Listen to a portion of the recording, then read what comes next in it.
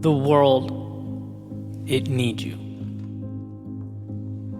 But it needs the real you. Not the one with the mask, looking to blend in. Nor the one making all those concessions to avoid being left out. No, the real you. With your flaws and your insufficiencies, your strengths and your gifts, your hopes and your dreams. It needs the you that so often hides away underneath that blanket of caution and skepticism. The you that's coupled with vulnerability, more easily ignored than brought to life with conviction, but that's the you this world needs. When I was younger, I seemed to separate life into two categories. Me in one, and everyone else in the other. And guess which of the two categories I assumed had it all figured out? In my mind, I was the one, the only one who didn't know. The one who was winging it, stumbling my way through each and every day. All those other people, though, they not only had plans, they had the right plans. They knew the right details, but I didn't. And so in my head, me being right required I necessarily look to them. I follow their lead. Since there exists an established correct path, that must be where I steer the ship. But then some time passes. You grow older, maybe pick up a little wisdom along the way, and you realize that no one really knows what they're doing. There are very few objectively correct roads that must be traveled. Life is not a paint by number, it's a blank canvas. And understanding this changed the image in my head from one of me knocking on the door of a party everyone else was at to visualizing almost 8 billion individual souls running around trying to figure things out in the limited stretch of time they have here on planet Earth. I realized I had at times felt small only because of the gravity I attributed to people who were just trying to figure it out themselves. And the point, certainly not to diminish anyone else's journey, it was to give myself permission to embark upon my own. It's just hard to do that when you view everyone else as one collective, all-knowing entity, as opposed to 8 billion people just like you with thoughts, fears, hopes, and plans. The question is not what is the right thing to do here.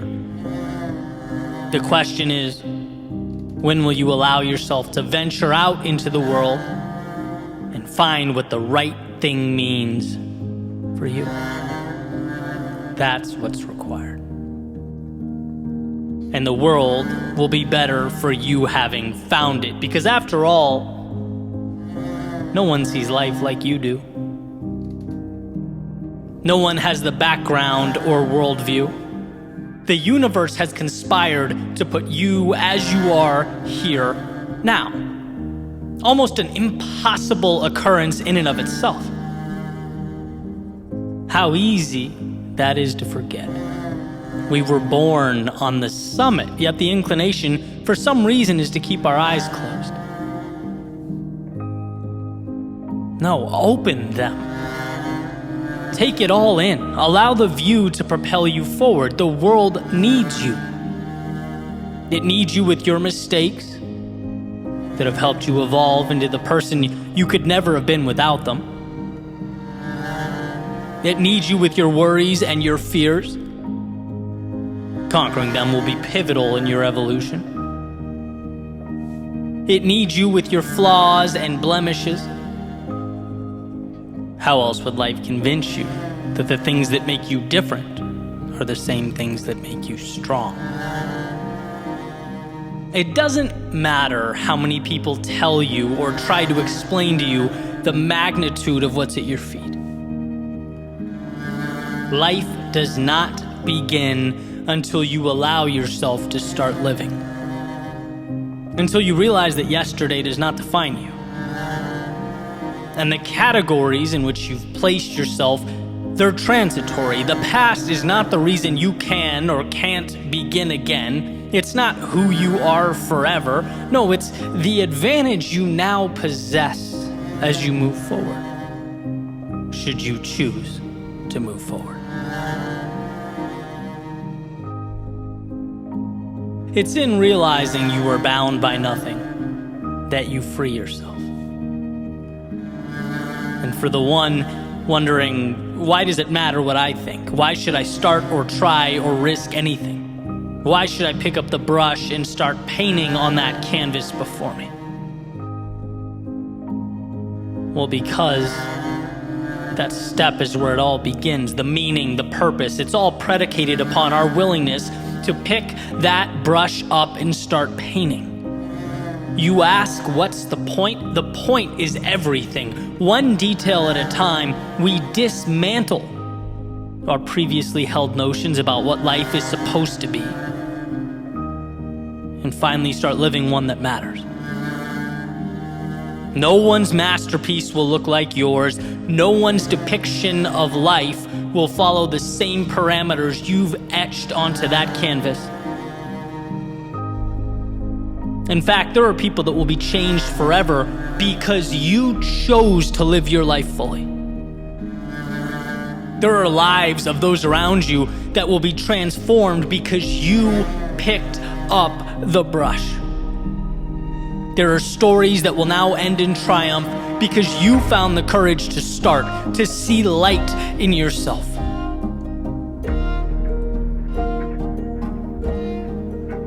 You being fulfilled and the world being better off, they're not two different things. When you live a life true to yourself, when you let go of the have-tos and step into the get-tos, the world experiences the luxury of the beauty that comes next. When you fill your cup up first, you're able to then replenish those around you. That's not nothing. So who are you? Beneath the characterizations, beneath the roles you've taken on, beneath what you feel you're supposed to be, all that. Who are you, and will you give life to that person? Will you be that courageous? After all, that's what life is. It's not a game of right and wrong so much as it's a game of courage. The ones willing to take the leap end up worlds away from where they began. So my ask of you is that you begin tearing down those walls created in your head. The ones that accumulated over days and months and years. The ones that box you in or keep you out, that suggest you are anything other than that 1 in 400 trillion miracle, ready to embark upon the ride of a lifetime. And sure, it means shedding the comfort of obscurity, the safety of projection. Looking yourself in the mirror and saying, I am worth it, and there's more out there, means without question you are taking off the training wheels, dancing with vulnerability.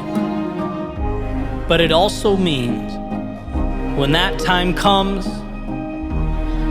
you look back on how you lived your days, you can say, I truly lived. You can say that the world needed me, and I had the courage to heed its call.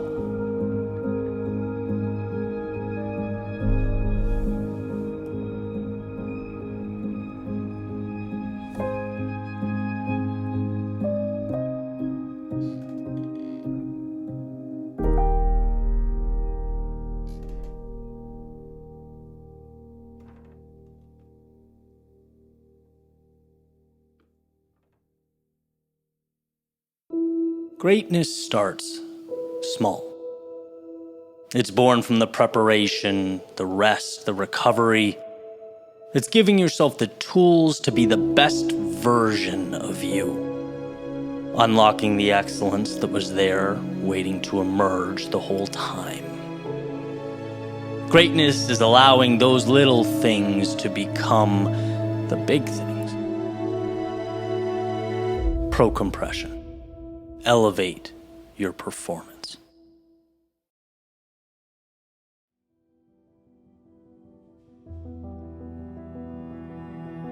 I was in the middle of a workout the other day, and right before things got intense, right before we picked it up a level, I heard someone say, "Brace yourselves. Your minds are about to start lying to you." Now, note, the message was not, brace yourselves, you're about to lose focus. Brace yourselves, things are going to get challenging, the path's going to be unclear. No, the message was much, much simpler. That we would be told lies, objectively. And who would tell them? Well, the adversary within each of us. The dark side of the moon, right? Just as there's light, there's darkness. Just as we have the tools to build, we have the tools to tear down. In fact, our life trajectories hinge on whether we find those reasons we can or we find reasons we can't. Whether we push those so-called lies away or embrace and adopt them. But here's what I loved most about that comment, why I found it so moving. You know, I'm someone who's fascinated by the power of mindset. Obviously, I read about it, I experiment with it, I talk about it almost every day. But I guess in my head, I'd compartmentalized it as something slightly more subjective, right? We'll call it negative self-talk, you know, as an obstacle, as chaos we have to learn to navigate. And while that's not wrong, there's something about the simplicity of you can do this, and any thought in your head that says otherwise is a lie that's freeing. That message is like removing shackles. Because that voice in your head, and you can call it a distraction, a battle, you can call it the unknown, you can call it whatever you want. But the bottom line is it's an untruth. You're strong enough to handle the now, period. You are strong enough. Because the liar in you says, you need to know what X minutes, X hours, X days down the road will look like. Oh, you don't? Well, then you can't handle this. It says, you need to sustain this pace or maintain this momentum. Imagine how bad that will hurt. You see that? You can't endure that. The liar in you says you're not as strong as the ones who did it before you. You see them? They're better. The liar in you will do whatever it can to protect your ego at the expense of your growth. It wants to push off any type of pain because the liar in you knows one thing and one thing only: safety. So as you put your head down and embark upon the journey of life, remember that when things get tough, much of what you will be told will be untrue. And the vast majority of that won't be external. It will be derived from whatever entity manufactures the thoughts floating around in your head. Winning is calling that liar out, stopping it in its tracks. Winning is saying, there's no proof on earth that suggests I can't take another step forward, and then another, and then another. There's absolutely zero evidence that you can't take what's being given to you and not only survive the moment, but thrive. See, when you hold the pen, anything seeking to tell you how the story ends is simply, definitionally, unequivocally not true. Not unless you want it to be. because the story and its ending are yours. What will become truth is what you write down. Line by line, moment by moment, day by day. So when the liar speaks, understand what she is and keep writing. And when the liar cries out, understand his intentions and keep building. If you want this moment, it's yours. And that is truth.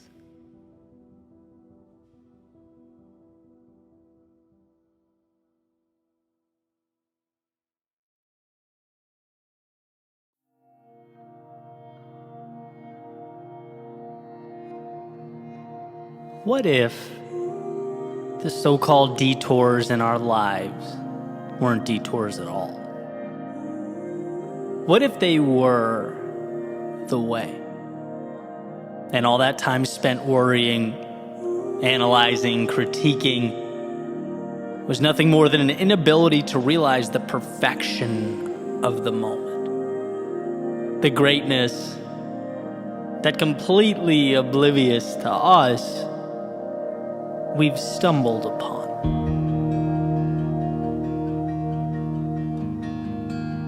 Sometimes we can fall into the trap of looking at life in a way that I believe is too linear.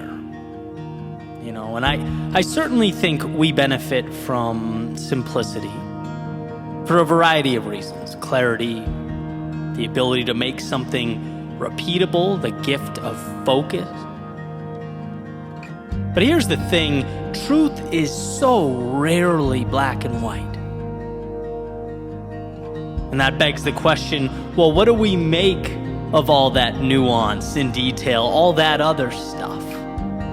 The surprises, twists, turns, mistakes, sudden goodbyes, unexpected hellos, the cutting away and the taking on. Because life is messy, unpredictable. And our greatest lessons seem to come from places we least expect them to.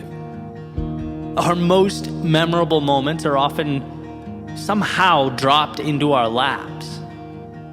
It's the whole John Lennon notion that life is what happens while you're busy making other plans, right? And it's interesting to me that I've spent a decade pointing at this metaphorical mountaintop, pouring myself into a methodical plan, just to see again and again that the value continuously comes from the places I didn't anticipate. Where if I kept my eyes closed or even blinked for a second, I might have missed it. Seems like the important things often dress themselves up as mistakes, problems, setbacks, and detours. So why bring all this up? Well, in case you're like me, and you have that tendency from time to time to beat yourself up for the times you fell short, let yourself down, the times you swung and missed. For anyone who thinks a deviation from the original path is in some way a failure, my goal is to remind you that these things, every single one of them, they all come together to make you, you. And the more days I collect, the more I realize they are not only part of the chapter, but integral to the storyline. They're the character development. See, somewhere, at some point along the way, you'll have situations that change, things that come and go, relationships that fall apart. Forever things that ended up being rather temporary. And that animal brain will tell you that, this was somehow a total loss, that your days were wasted, your time was stolen. It won't highlight for you how much you actually learned, or that point in time gave life to the next thing, which became the next, which opened the door to the next, that it was all part of this critical evolution. The thoughts you think, wisdom you now hold, none of that is ever realized without you having taken the path you took. And so I ask, was that a detour? Or was that you being exactly where you needed to be? Then there will be ideas. The ones you thought you had ironed out, nailed, hit out of the park, the plans that would change the narrative, rewrite the story. But ultimately, time just wouldn't allow them to live up to that potential.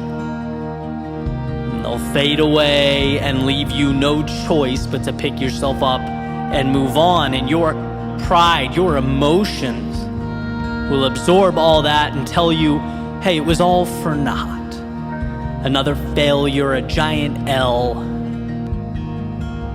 They won't show you how learning to brush yourself off and start again is a muscle, a skill, and that being as all people fall, the ones who never learn to get back up are at a tremendous disadvantage in life. They won't explain that you're more courageous now than you've ever been up to this point in time, that depersonalizing our miscalculations and carrying on, well, it won't just help you succeed. It will be the reason you do, the X factor, the wind beneath your outstretched wings. And so I ask, were those miscalculations detours? Or were they the wisdom that you needed more than anything else? And then, of course, there will be the times you just don't know. Perhaps these are the hardest, stuck, unsure. And it's bad enough that you have no idea. But then you look around and it always seems like everyone else has it all figured out. Everyone else has it down. At least that's the message, our brains like to create. You're alone in this. This is all you. It doesn't tell you that in reality, no one knows exactly where they're going or what they're doing. And the ones who think they do are very often redirected, and for good reason, as is the entire point of this message. Right? It doesn't tell you that you don't find yourself until you get lost. That life is not some predetermined checklist or series of qualifications. It's an adventure where some corners are turned only for you to realize that the contents just around the bend aren't what you wanted. And some bridges are crossed only for you to see that maybe you were wrong about what you thought was important. And that, contrary to how you might originally feel, is a beautiful thing. The times you're unsure reminds you to keep your eyes open, to enjoy what's around you, capture the value, explore the vastness of a world that will eventually offer up all the pieces required to build what you need. And so I ask, was being unsure a detour? Or the necessary starting point to live a life true to yourself? Perhaps we've been looking at this whole thing the wrong way, a little too black and white. What if what we need to do is, while in pursuit of whatever it is we're pursuing, give ourselves a little more love, a little more understanding? Because one cannot be their own greatest critic if they forget to also be their own biggest fan. The two are inextricably linked, making it not okay to be so caught up in the former that one forgets the latter. Life is messy. So forgive yourself when your plans, from time to time, mimic the pulse of the very world we are trying so desperately to navigate. Be there for yourself.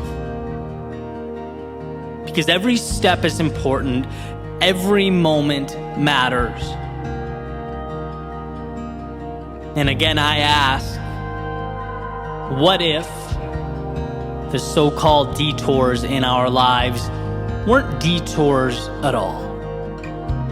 What if they were the way? And all the time spent worrying, analyzing, critiquing, what if they were nothing more than an inability to realize the perfection of the moment? The greatness that we've stumbled upon.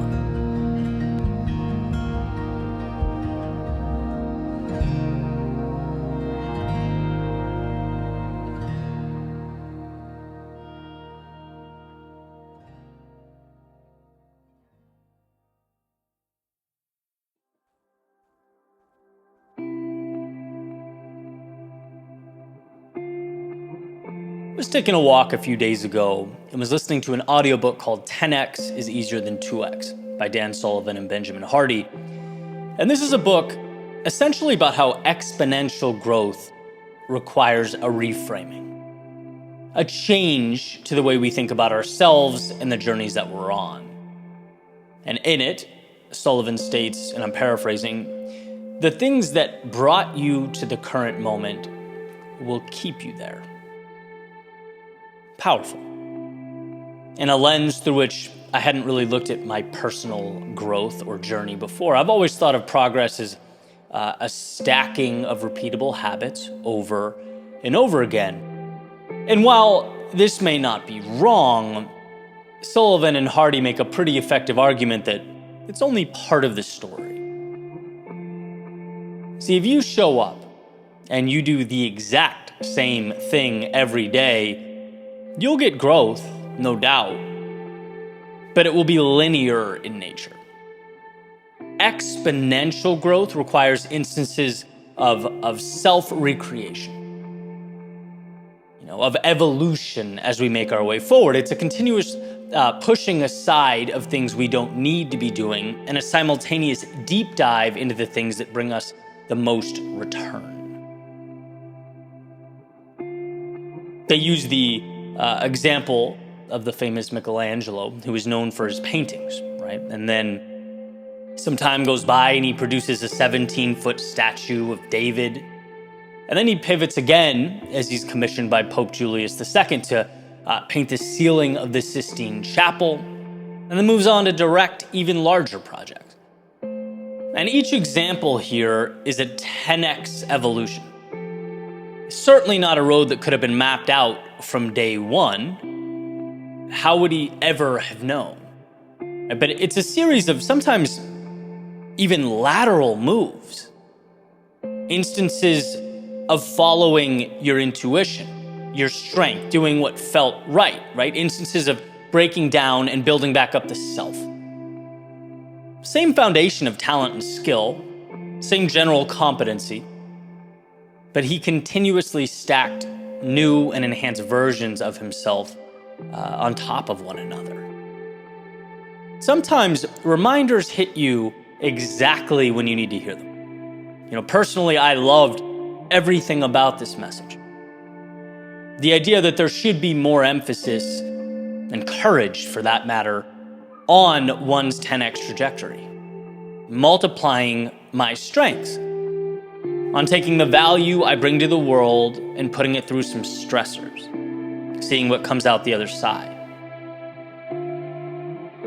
Because the danger in playing it safe, which the second we stop being intentional about things is ultimately what we tend to do, it's that you don't experience that transformation.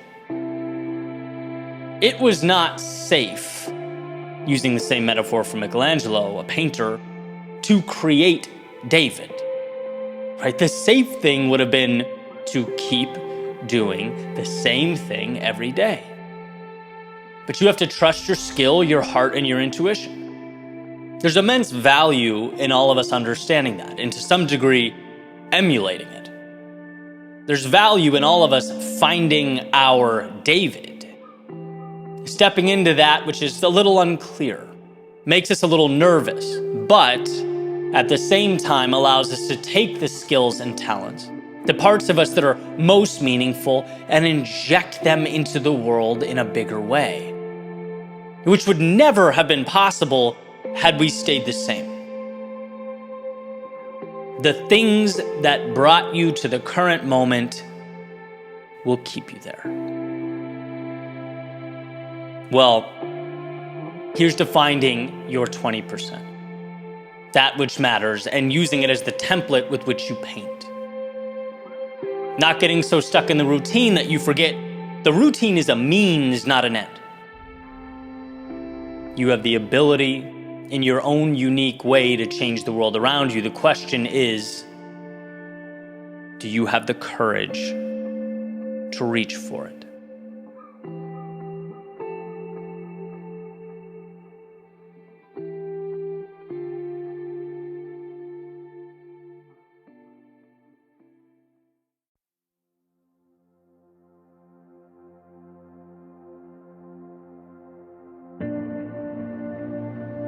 There's something to the idea or act of stepping out of the limelight to work on yourself.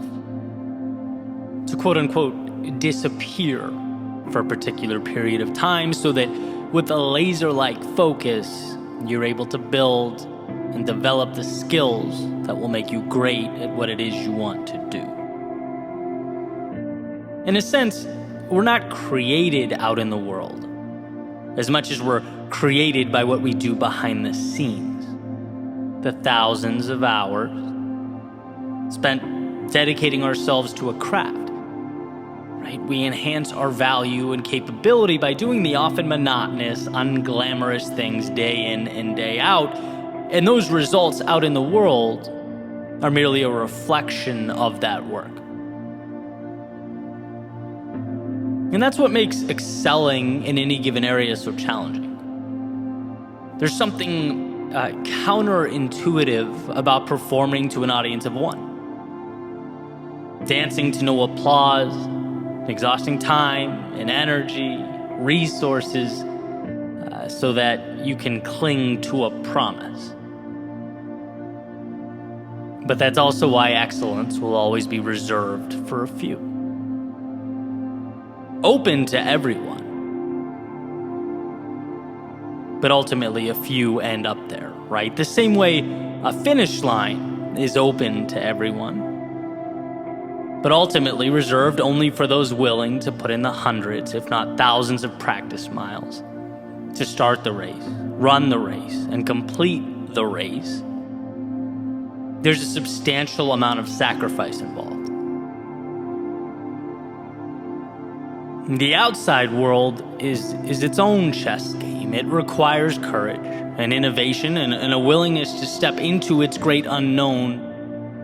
But ideally, in doing so, one would be armed with the competency they've acquired when no one is looking. It's a result of their own dedication and commitment.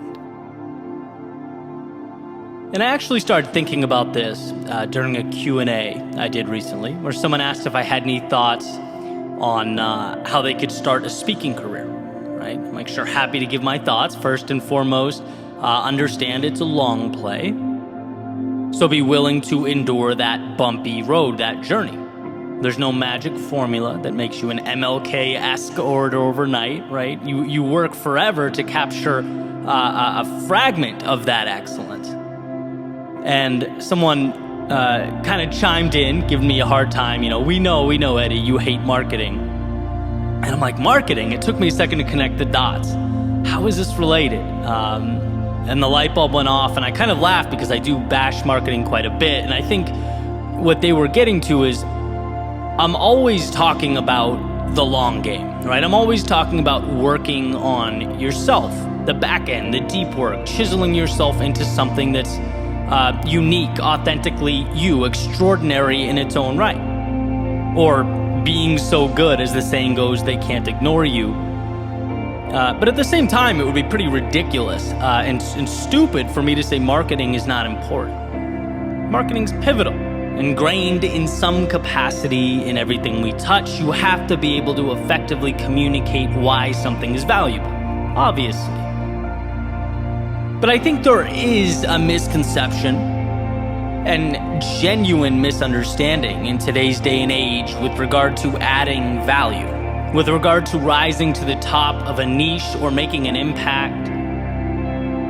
We see flashy posts and ads and videos and think, that's the target. But that's just the mechanism for communication. That's the bullhorn. That's not the value add.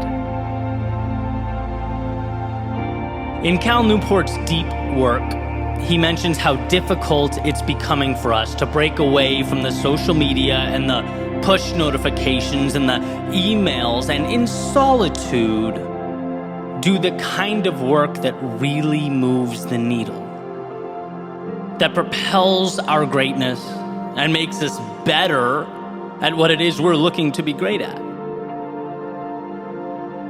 We officially exist in a world of distraction, where perhaps the greatest challenge now is, how do we disconnect? How do we turn off?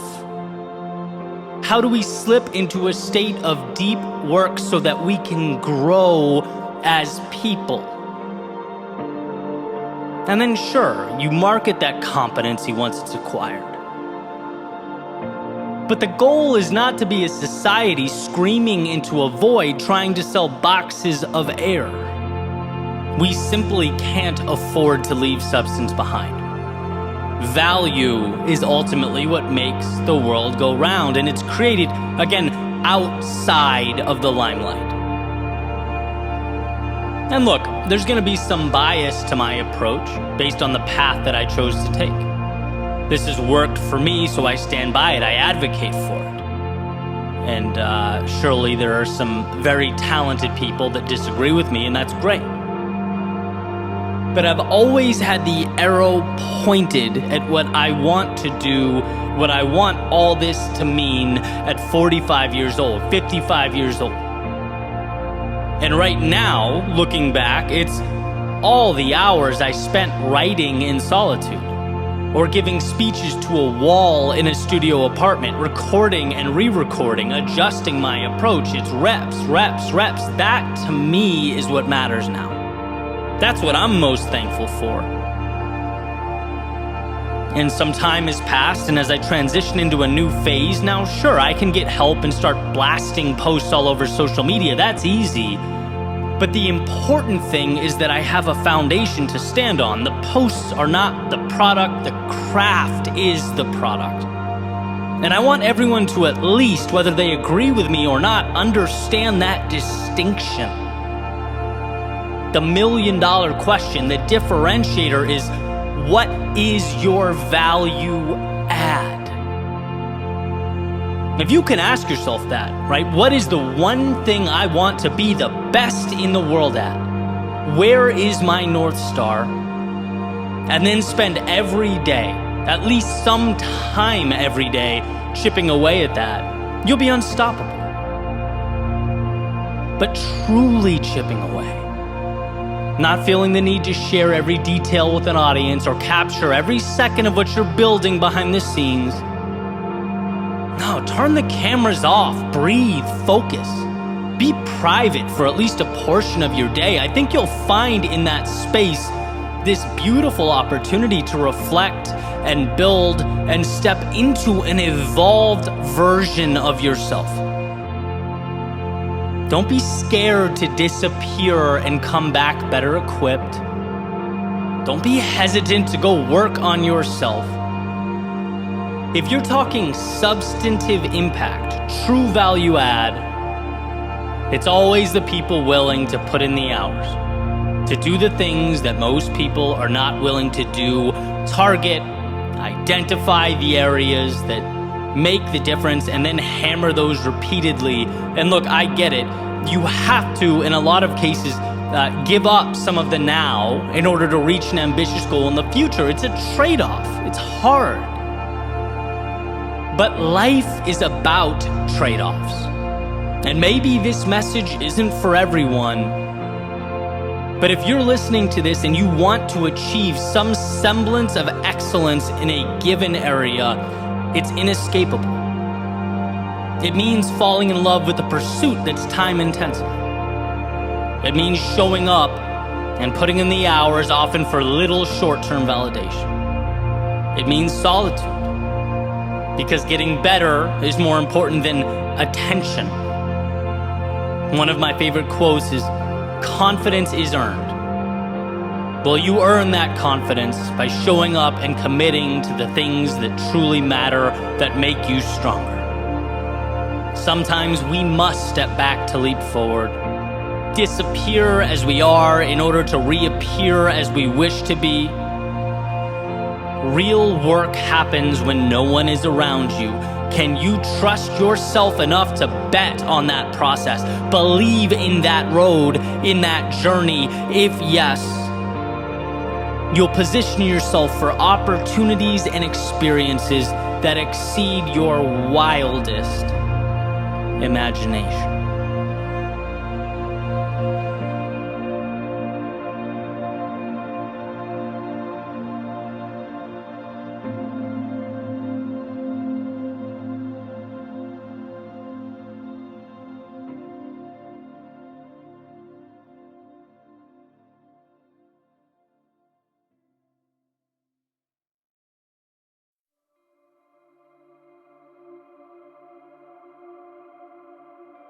One day, it will all make sense. As one Steve Jobs said during a Stanford commencement speech, you can't connect the dots looking forward. You can only connect them looking backward. So you have to trust that the dots will somehow connect in your future. Your job isn't to know, but to trust that someday you will. It's to have the courage to paint in real time a portrait that will be ever evolving.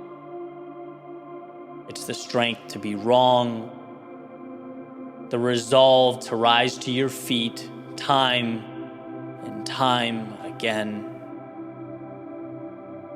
Because one day, it will all make sense. And you'll see. You'll see that the roundabout, often confusing, unpredictable road you walked was the road you had to take. It made you who you are. And you'll see that all those challenges forced you to become someone that you, at one point in your life, never dreamed you could become.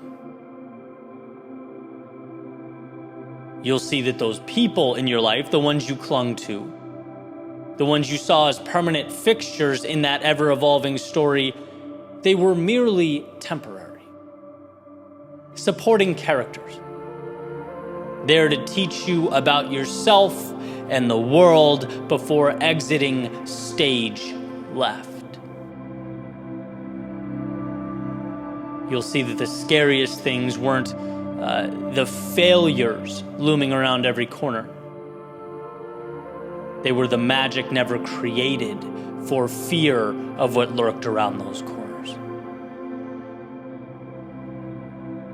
You'll see that dropped into the heart of even the most violent storms, the darkest of nights, you always had enough to get out. Sometimes the steps were too small and the progress too unremarkable to notice, but those clouds, at one point or another, always ended up behind you. In life, the game itself becomes the instruction manual. To understand, you have to play.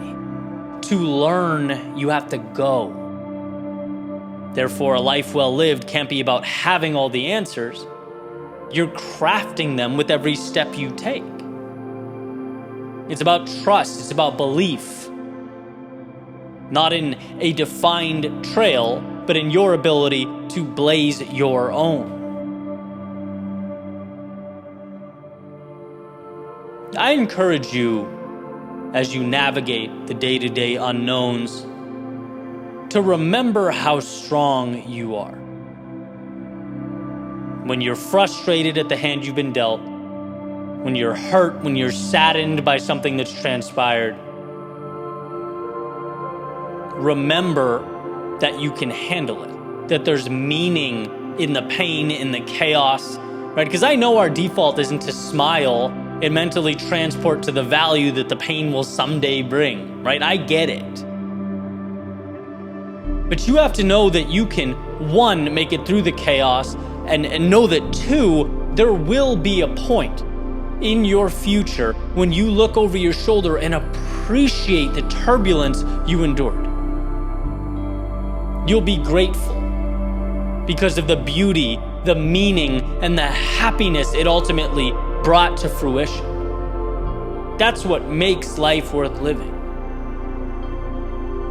You'll be grateful for the struggle because it empowered you to push further into life. It taught you to not only endure, but to find meaning in suffering. To ultimately create something beautiful out of the very thing you wanted to run away from, but didn't. See, life is not all one thing. It's an oscillating wave of circumstances. And you'll see at some point that every second mattered, in the sense that it gave you exactly what you needed most when you needed it.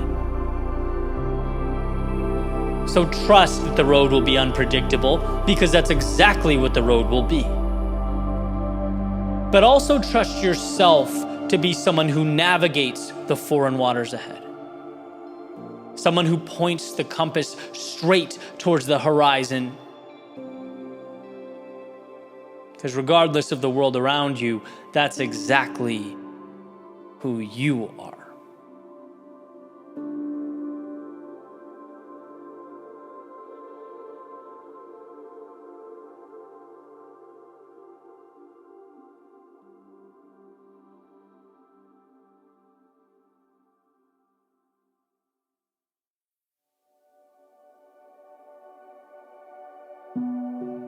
Relax, you're here.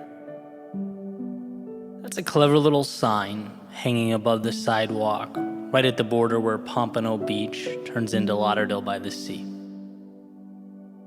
And as it turns out, that spot is almost directly in the middle of one of my favorite running routes. Almost exactly halfway.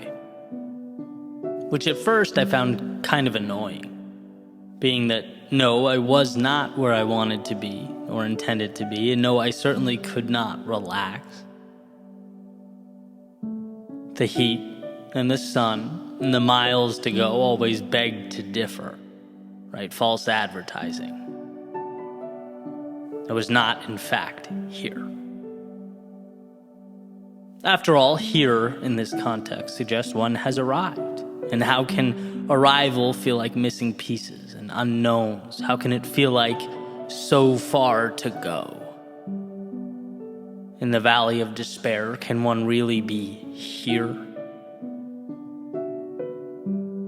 But the more and more I took that route, the more the little sign became a landmark in and of itself. Something that I looked forward to, its own little destination, a point in which I could both look over my shoulder and realize how far I've come, as well as find reassurance for the journey ahead. It was a manufactured pat on the back, a change in narrative. Because here's the deal, it's easy to feel lost in the middle. It just is. It's easy to feel empty-handed after days or months or years. It's easy to fall into the trap of never enough. But if you step back and adjust your perspective, you see it for exactly what it is. A beautiful process. Here doesn't have to be the predetermined destination. Here can be the culmination of all the steps it took you to arrive at the now. Here can be the lessons learned along the way. It can be the reassurance that while you're not done, You've overcome every obstacle up until this point, and there's no reason to think you won't continue that pattern moving forward. So relax. You're here. Perhaps here being a place of trust.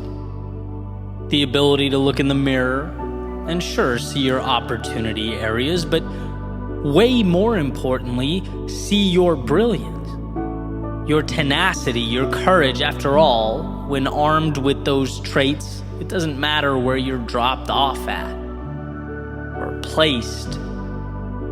There's no finish line that's too far away, no mountaintop that's beyond you. Where you end up in the game of life will be directly correlated to the level of trust you have in yourself to play. So relax. You're here. Maybe here being that point where you can make the leap you've always wanted to make.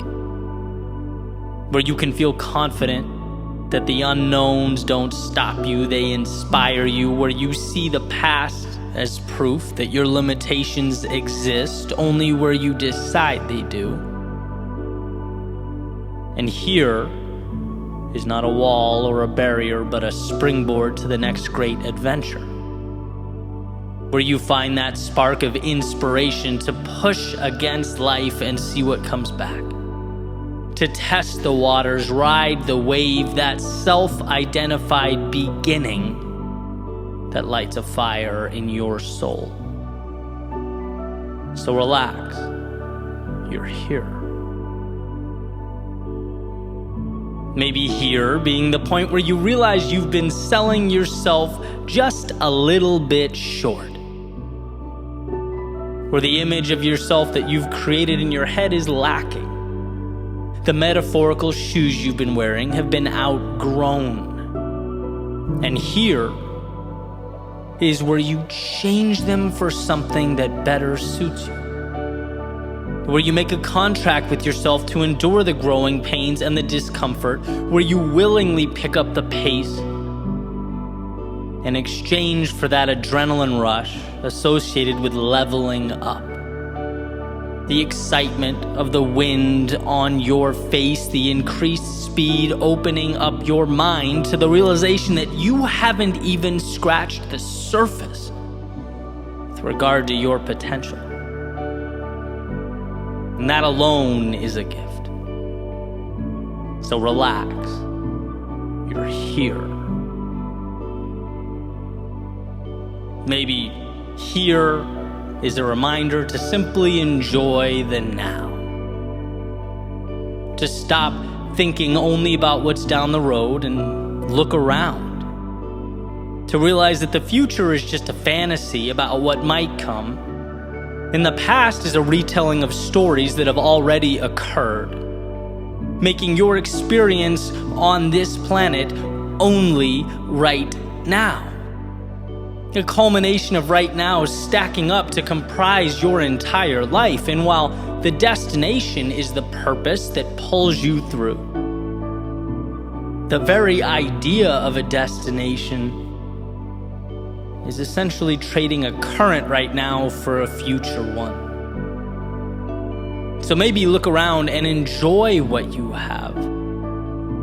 Appreciate the moment in all its glory. Relax. You're here. See, whatever here means to you, it's essential that we know, even in the heart of the storm, the chaos of battle mid-journey, that you have everything you need. Not just to survive, but to adjust and re-examine, to identify what means the most to you and follow that like your life depends on it. Relax, you are here.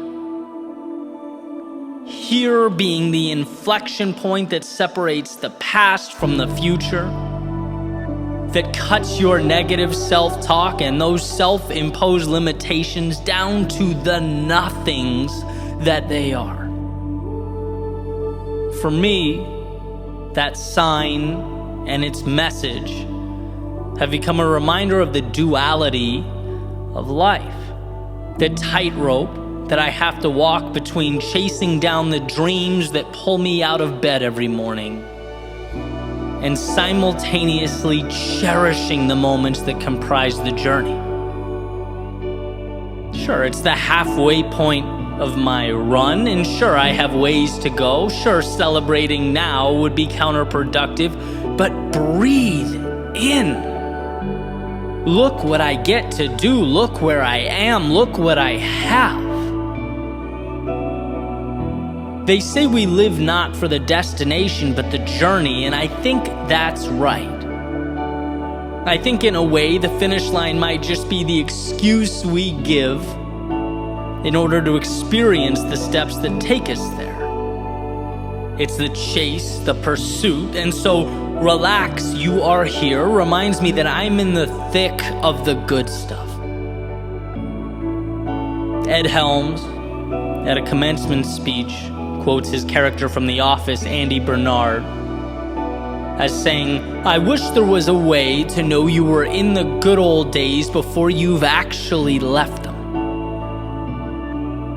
Well, this might just be that reminder. Grow to something you've yet to become, but with everything you have, appreciate who you are now. Respect that finish line, but cherish the race. When the time comes and we've reached the end of our days reflecting back, I think there are two successes that I'll identify as I'm reminiscing. First, I don't want to look back and feel regret for a lack of courage. I don't want to wish that I'd been bolder in pursuit of my dreams. No, I want to accomplish the unthinkable, capture the unobtainable. But second, I also don't want, when reflecting back, to realize that I never looked around and enjoyed the ride. That I didn't know what I had the entire time.